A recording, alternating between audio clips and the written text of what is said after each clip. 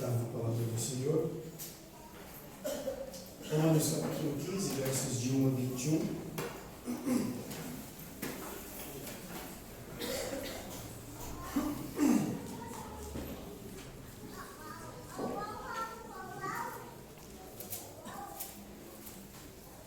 Romanos 15, de 1 a 21. Vamos orar como nós estamos. Senhor amado, muito obrigado mais uma vez por esta manhã. Obrigado que estamos aqui na tua casa, casa de oração. Obrigado, Senhor, que se as portas estão abertas, é porque a tua graça nos alcançou, é porque a tua palavra falou ao nosso coração, é porque a mensagem do Evangelho da cruz transformou as nossas vidas, Pai, e nos fez prostrar diante do Senhor. Obrigado. Obrigado porque é a manifestação da tua graça. Obrigado porque não é mérito nosso, é vontade do Senhor. E cremos que por tua graça maravilhosa nós estamos aqui, temos a liberdade de poder oferecer culto ao Senhor. Nós clamamos por aqueles que estão em lugares distantes, por aqueles que não podem ter um tempo, que não podem abrir as portas, que não podem ter um culto assim como nós temos. Mas obrigado, porque mesmo distantes e proibidos, aqueles que foram alcançados pela graça, os teus servos, a família da fé, se prostra e te cultua, Senhor. E é o que nós estamos fazendo nessa manhã. Obrigado pelos louvores, pelas orações. E obrigado pela tua palavra. Que a leitura da tua palavra já seja instrumento do Senhor para falar ao nosso coração. Por isso nos visita mais uma vez. Derrama sobre nós a unção do teu Espírito Santo. Nós sabemos das nossas limitações, sabemos da nossa fragilidade, sabemos quem somos, mas por causa da tua palavra, do teu amor, por causa da graça que nos alcançou, nós também sabemos quem tu és, porque a tua palavra tem nos revelado. E por isso, sabendo quem somos e diante de quem estamos, nós só nos prostramos diante do Senhor, para pedir que o Senhor perdoe os nossos pecados, para pedir que o Senhor nos abençoe, que o Senhor nos alimente e fale ao nosso coração conforme a tua vontade. Em nome de Jesus. Amém.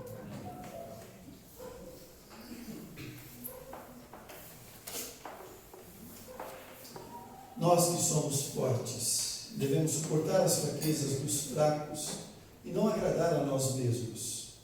Cada um de nós deve agradar ao seu próximo para o bem dele, a fim de edificá-lo. Pois também Cristo não agradou a si próprio, mas como está escrito, os insultos daqueles que te insultam caíram sobre mim. Pois tudo que foi escrito no passado, foi escrito para nos ensinar, de forma que, por meio da perseverança e do bom ânimo procedentes das Escrituras, mantenhamos a nossa esperança. O Deus que concede perseverança e ânimo, dê-lhes um espírito de unidade segundo Cristo Jesus, para que, com um só coração e uma só boca, vocês glorifiquem ao Deus e Pai de nosso Senhor Jesus Cristo.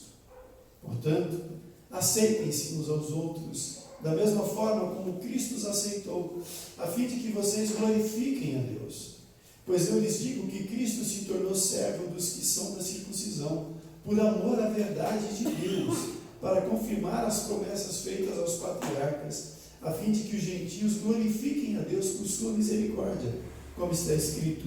Por isso, eu te louvarei entre os gentios, cantarei louvores ao teu nome. E também diz, cantem de alegria, ó gentios, com o povo dele.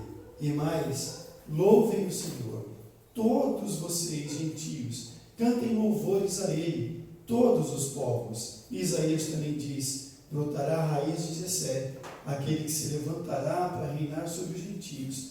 Estes colocarão nele a sua esperança. Que o Deus da esperança os encha de toda alegria e paz por sua confiança nele, para que vocês transbordem de esperança pelo poder do Espírito Santo. Meus irmãos, eu mesmo estou convencido de que vocês estão cheios de bondade e plenamente instruídos, sendo capazes de aconselhar-se uns aos outros. A respeito de alguns assuntos, eu lhes escrevi com toda a franqueza, como para fazê-los lembrar-se novamente deles, por causa da graça que Deus me deu, de ser o ministro de Cristo Jesus para os gentios, com o dever sacerdotal de proclamar o Evangelho de Deus, para que os gentios se tornem uma oferta aceitável a Deus, santificados pelo Espírito Santo. Portanto, eu me glorio em Cristo Jesus, em meu serviço a Deus. Não me atrevo a falar de nada, exceto daquilo que Cristo realizou por meu intermédio em palavra e em ação, a fim de levar os gentios a obedecerem a Deus, pelo poder de sinais e maravilhas e por meio do poder do Espírito de Deus. Assim, desde Jerusalém e arredores até o Ilírico, proclamei plenamente o Evangelho de Cristo. Sempre fiz questão de pregar o Evangelho onde Cristo ainda não era conhecido, de forma que não estivesse ficando sobre a alicerce de outro. Mas antes, como está escrito, onde vê-lo aqueles que não tinham ouvido falar dele, e o entenderão aqueles que não o haviam escutado. Todo o ensino teológico de Romanos, apresentado até o capítulo 11, nós já estudamos até aqui todos os capítulos e já estamos no final do nosso trabalho aqui, meditando na carta aos Romanos. São 16 capítulos.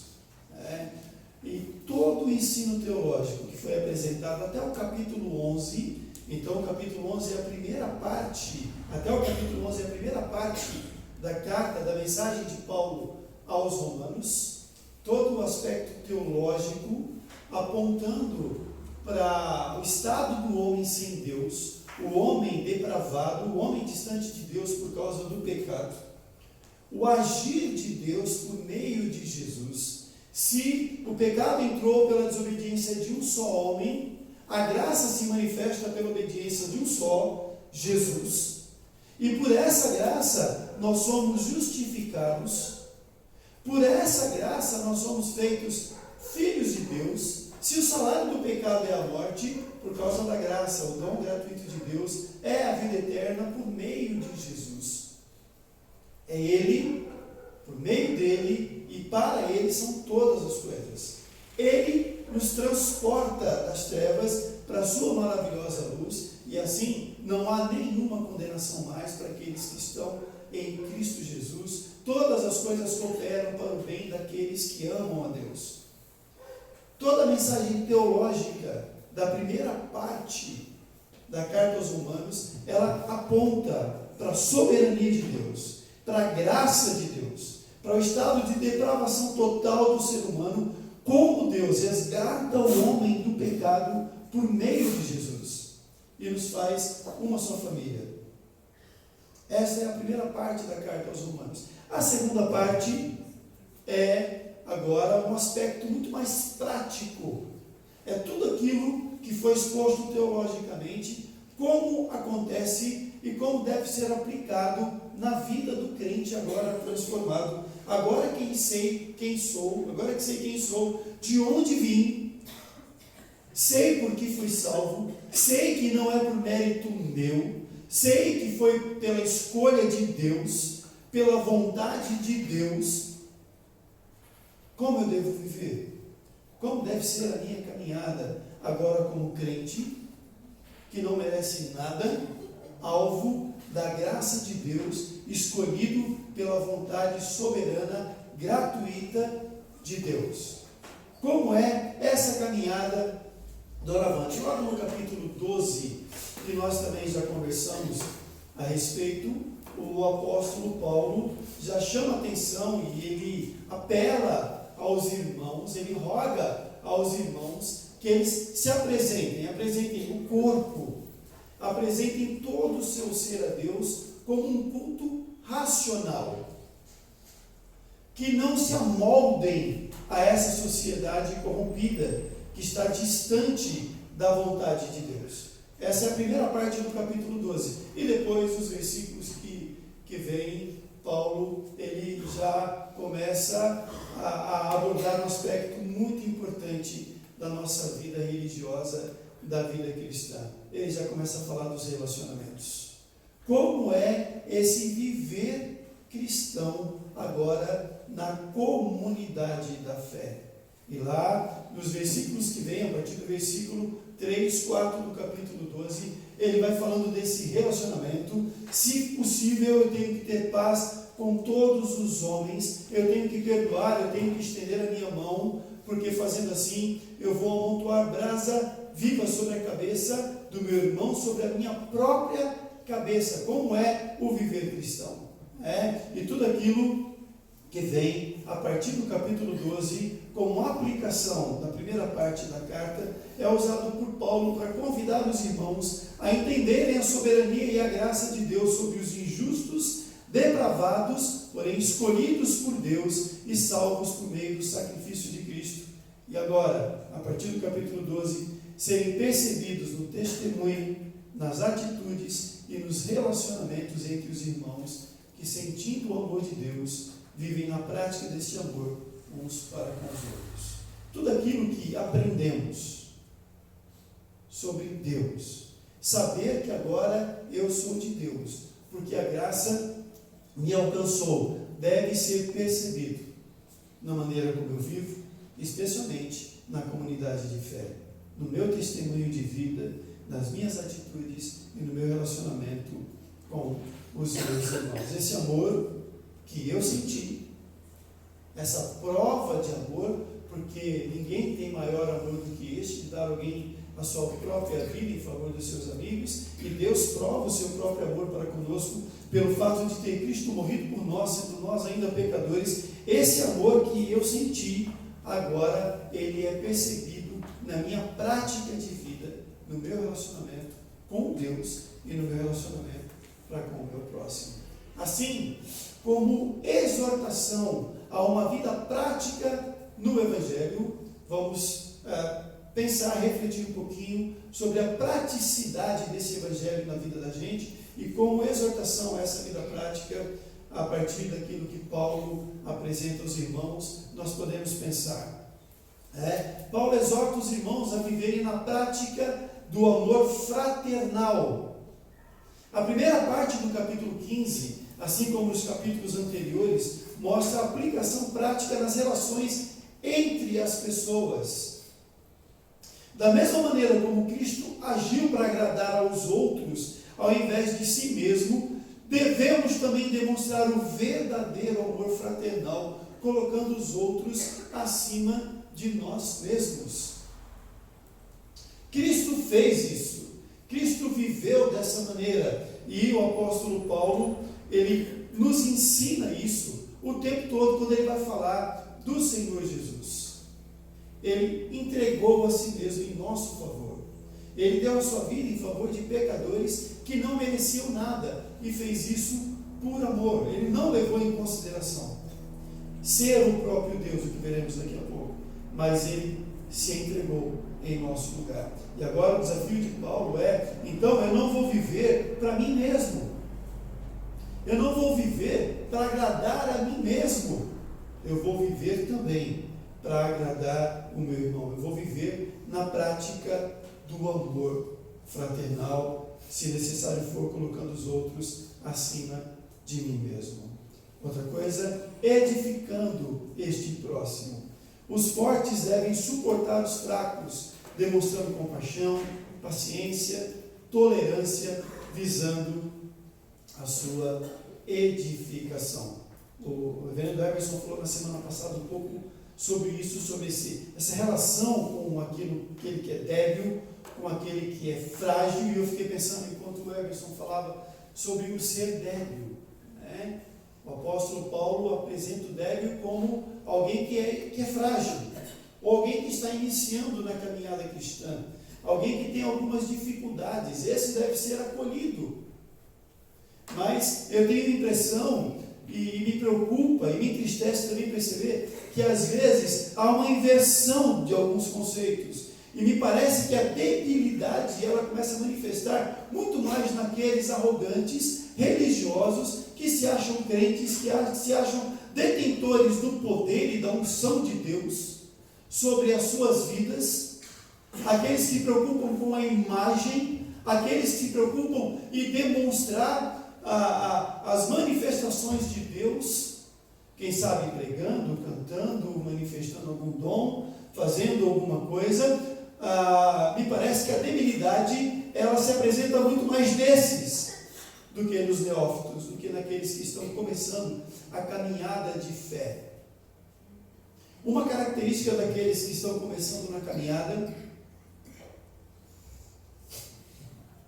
que a gente não pode perder, e aí eu me lembro do início da minha própria caminhada, quando eu tinha 17 anos, apesar de nascer na igreja, quando acontece a conversão e vejo o testemunho de outras pessoas. O que a conversão fazia na vida das pessoas e ainda faz? O impacto de saber que eu sou um pecador, que sou alguém que vive no estado de depravação total, mas que Deus, por amor, mandou o seu Filho em meu lugar para morrer a minha morte lá na cruz. O impacto disso na vida das pessoas era notável. Aqueles neófitos que mal conheciam a palavra, mas quando sabiam, quando se percebiam, agora salvos pela graça, eles queriam contar isso para todo mundo. Eles saíram para todo canto, falando de Jesus, anunciando o Evangelho, pregando o Evangelho, falando do amor de Deus para outras pessoas. Era impossível saber que gente que eu amo, ou até mesmo gente que eu não conheço, era sofrível saber que talvez de cada 10 pessoas que conviviam comigo, ou que cruzassem comigo nas ruas, pode ser que 6 ou 7 dessas pessoas ainda não tinham ouvido falar do Evangelho, então o negócio era falar do Evangelho.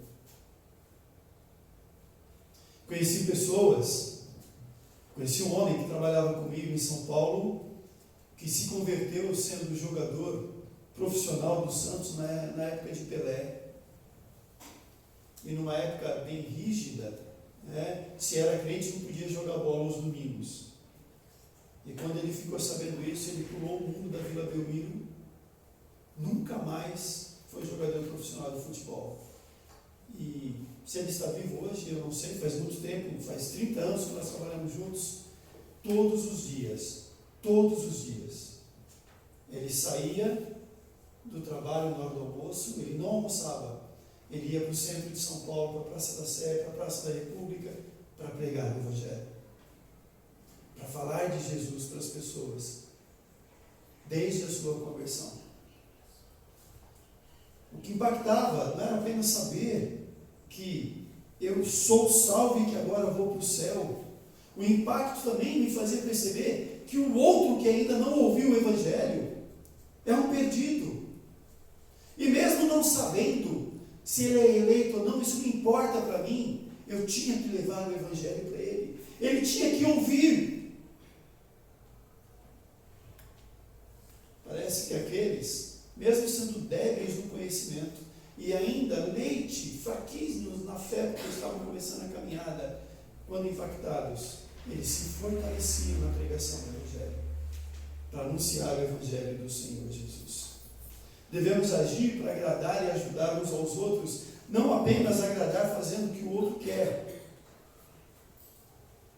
Mas eu acho que não tem nada mais gratificante na vida de um pecador do que saber que ele foi amado por Deus, do que saber que Jesus morreu por ele lá na cruz.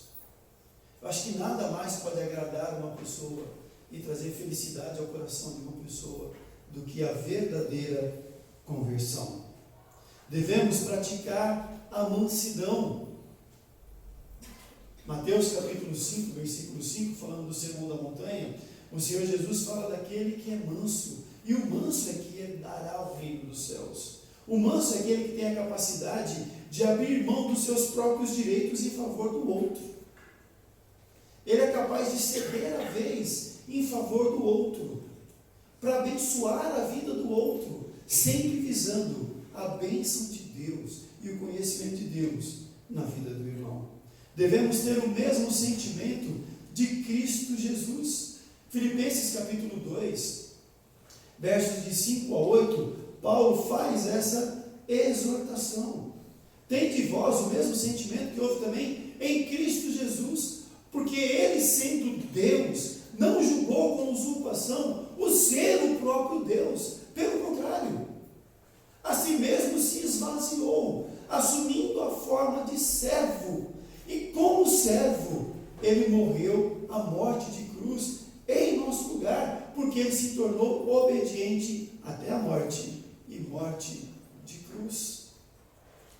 Jesus era Deus, não deixou de ser Deus, mas é o Deus encarnado, é o homem sem deixar de ser Deus, mas é o Deus que, como homem, também sente as dores, também passa pelas necessidades humanas, e ele resistiu, ele sobreviveu, ele não caiu em tentação, ele sofreu a dor lá na cruz, por causa do nosso pecado, e assim devemos ter o mesmo sentimento de Cristo. Mas percebam, não é para mim, é para o outro. Eu tenho que ter o outro como superior a mim mesmo.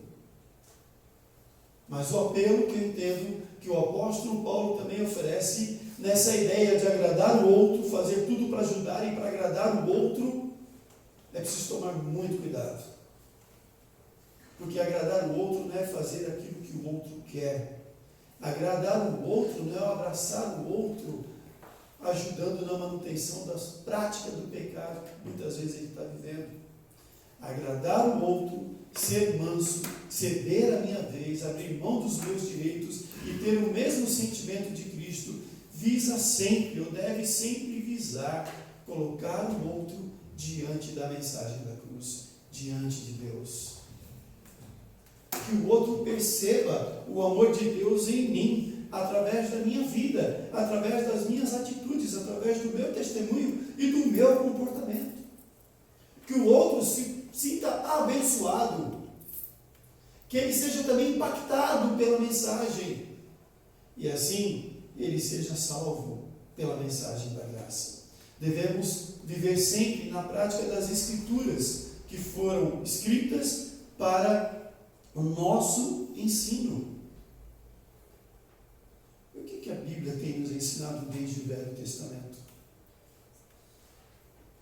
Nesse capítulo 15, Paulo cita vários textos do Velho Testamento, alguns versículos de Salmos do Velho Testamento. O que a Bíblia nos ensina desde o Velho Testamento? Qual é a mensagem da Bíblia? É aquela que me convém. Eu estava indo para São Paulo na sexta-feira retrasada, peguei o trem após o almoço e entrou uma senhora com um moço na estação. Ela estava bastante agitada, estava muito irada, deu para perceber. E aí, quando eu percebi, eu já logo dei passagem, né? É melhor não ficar no caminho de alguns irados, né? Mas aí, não que eu queira ficar prestando atenção nas pessoas, eu não sou de ficar prestando atenção, de ficar observando as pessoas, nada disso. Você não passou gel hoje, né, Felipe? Não que eu seja de ficar assim, mas eu não sou surdo, né? E às vezes algumas coisas a gente escuta. E logo percebi que aquela mulher era religiosa e com certeza frequenta alguma igreja evangélica. Porque ela, na sua ira, virou para o moço que estava quieto, não falava nada. Como uma discussão entre homem e mulher, típica conversa entre homens e mulheres. Mas chamou a atenção porque ela olhou para ele e falou assim: maldito o homem que confia no outro homem. Esse é um versículo bíblico. E depois ela disse assim: esse é o versículo mais importante da Bíblia. Eu fiquei pensando, pois é, para ela deve ser mesmo. Me deu vontade de falar assim: por favor, senhora, eu posso dizer uma coisa para a senhora, mas eu preferi ficar no meu canto. Eu pensei para mim mesmo: separar algum versículo para ser o mais importante da Bíblia, se eu pudesse fazer isso. Se é que há a possibilidade de dizer que há um texto mais importante da Bíblia, então que seja João 3,16. Porque Deus amou o mundo de tal maneira que deu o seu Filho unigênito, para que todo aquele que nele crê não pereça, mas tenha a vida eterna. Mas para ela, naquele momento, na sua ira, no seu viver, nos seus relacionamentos, esse era o mais importante. Não se pode confiar em ninguém. Talvez para outra pessoa, então, o versículo mais importante da Bíblia seja quem com ferro fere, com ferro será ferido. O versículo que eu mesmo posso criar. Viver na prática das Escrituras não é ter a Bíblia como conveniência. Não é ter a Bíblia como um amuleto. Não é ter a Bíblia como um livro para justificar muitas vezes a minha ira, os meus sentimentos e os meus desejos. Viver na prática das Escrituras é saber que toda ela, de Gênesis a Apocalipse, é a palavra de Deus. E como palavra de Deus, toda ela é importante, é necessária para a minha caminhada de fé, para a transformação das pessoas, para a transformação do pecador em crente. Isso é viver na prática das Escrituras. Viver na prática das Escrituras não é usar a Bíblia para condenação daqueles que me ferem, ou para absolvição daqueles que amo, mesmo quando eles vivam no pecado.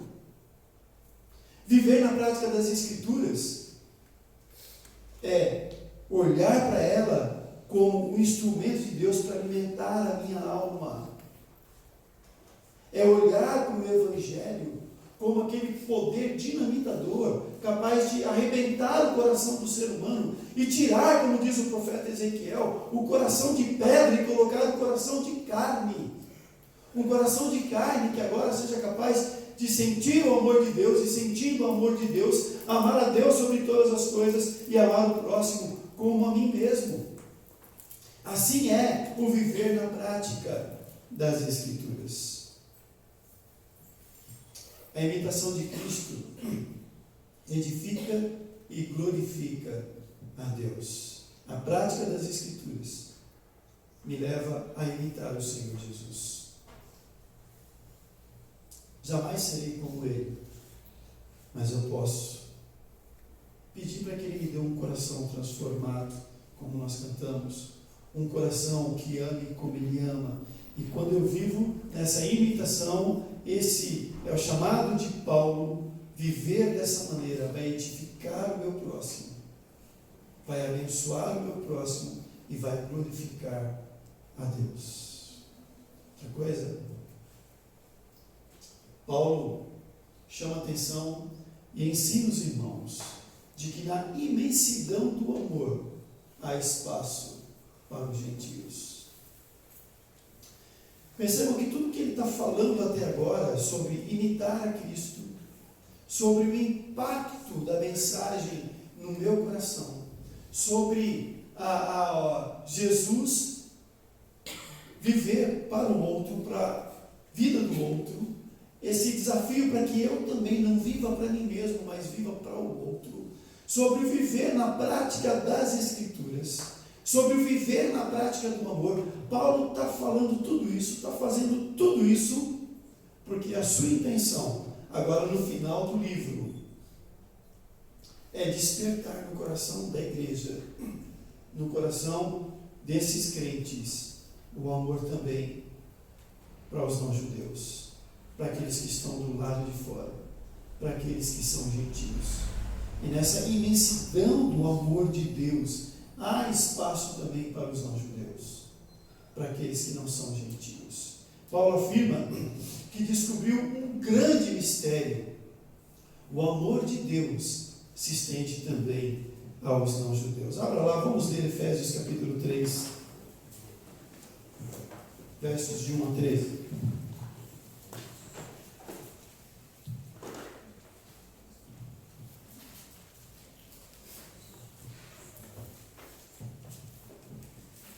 Por esta causa, eu, Paulo, sou prisioneiro de Cristo Jesus, por amor de vós, gentios. Se é que tendes ouvido a respeito da dispensação da graça de Deus, a mim confiada para vós outros.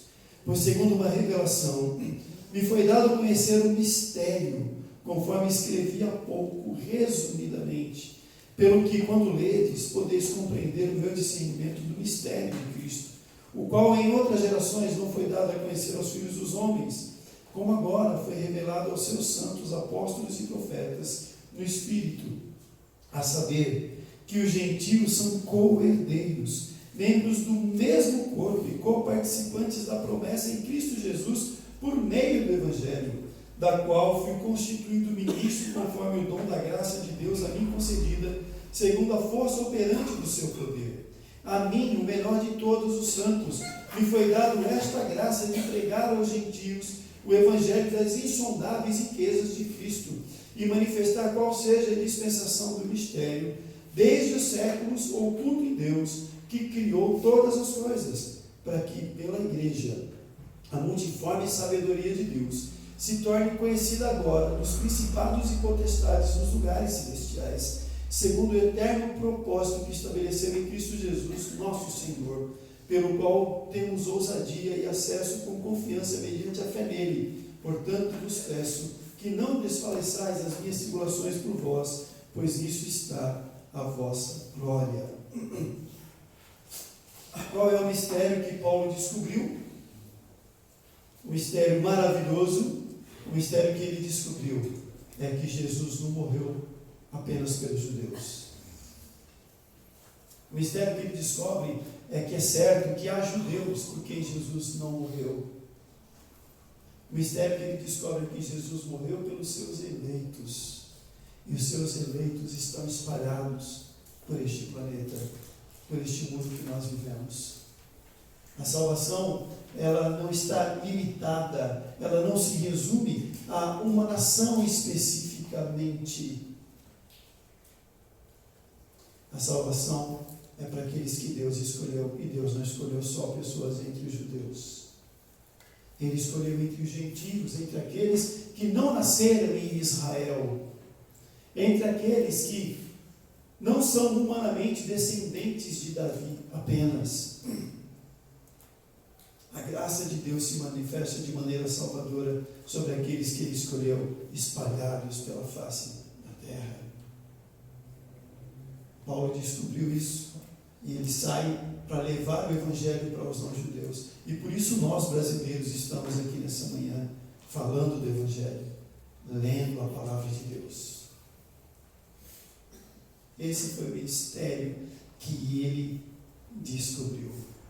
A imensidão do amor de Deus é para todos aqueles que ele escolheu, espalhados pelo mundo.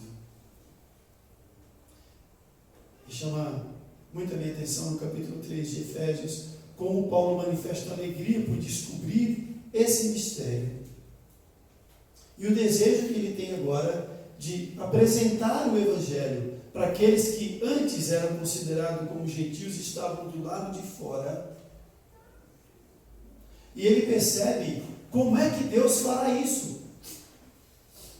Tem alguns grupos do Facebook que eu começo a participar e depois eu fico perguntando por que eu estou fazendo parte desse grupo, por causa das coisas. E tem alguns grupos que são nossos, são presbiterianos. E como é presbiteriano, a gente acha que pode entrar, né? E aí tem umas coisas que colocam lá, que falam, não fala de doutrina, mas fala da política da igreja e tem tantas outras coisas. E hoje pela manhã eu estava lendo um que chamou a atenção, porque tinha 453 comentários. Aí eu falei, deixa eu ler alguns desses comentários.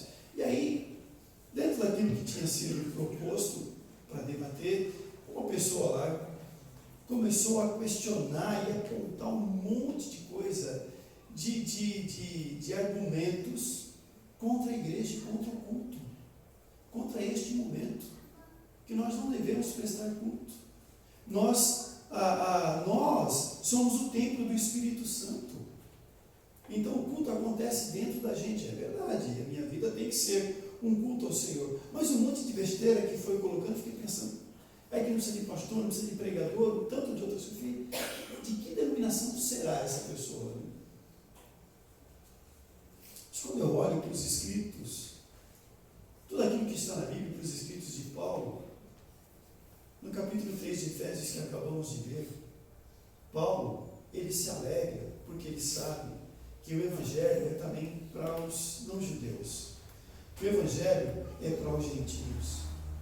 E ele se alegra de saber que este Evangelho e a multiforme sabedoria de Deus será revelada aos gentios e aos pecadores por meio da igreja.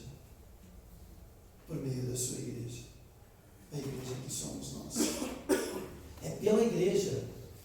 Pela igreja, não apenas os gentios. Pela igreja, a multiforme sabedoria de Deus, a graça de Deus será revelada aos gentios, mas até mesmo aos principados e potestades.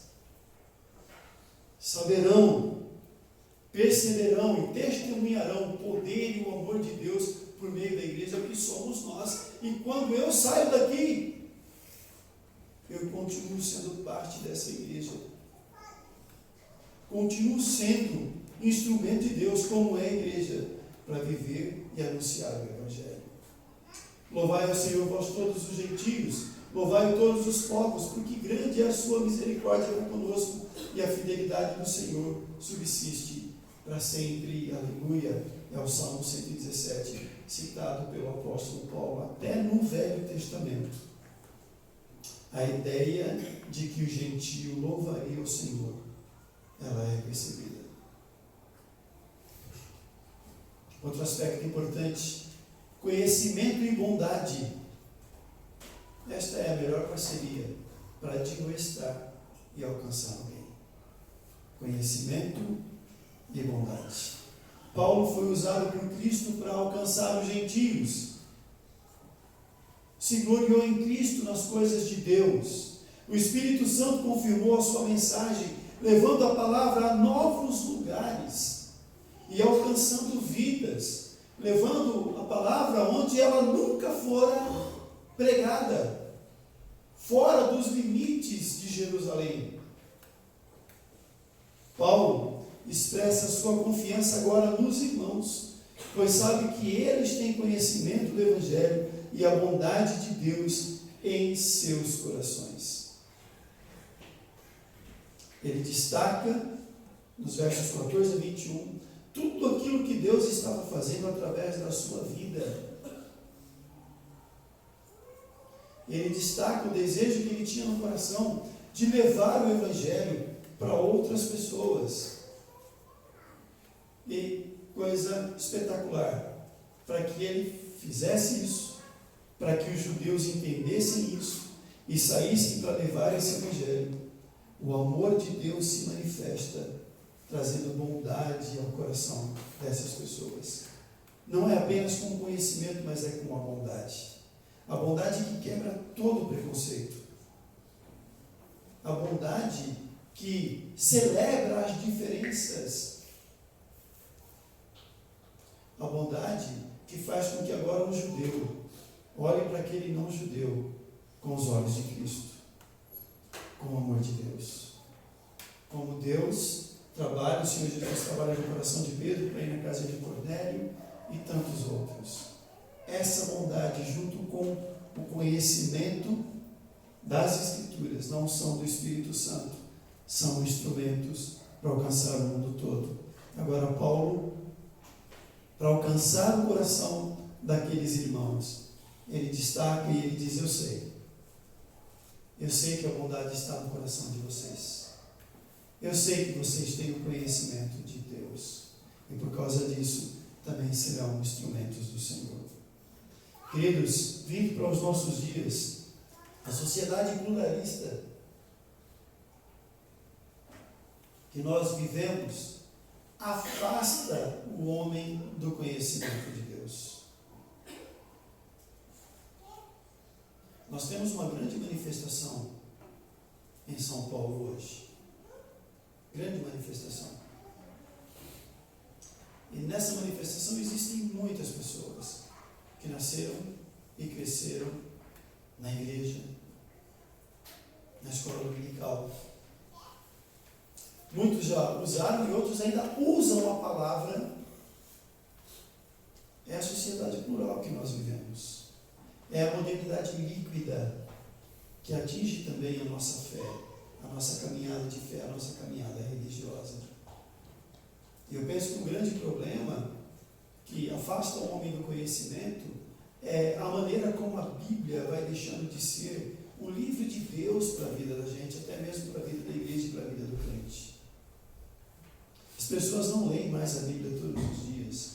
As pessoas não sentem mais prazer na leitura da palavra. Por mais que digam que amam a Deus e amam a sua palavra, a Bíblia está deixando de ser um livro de cabeceira, até mesmo na casa dos crentes.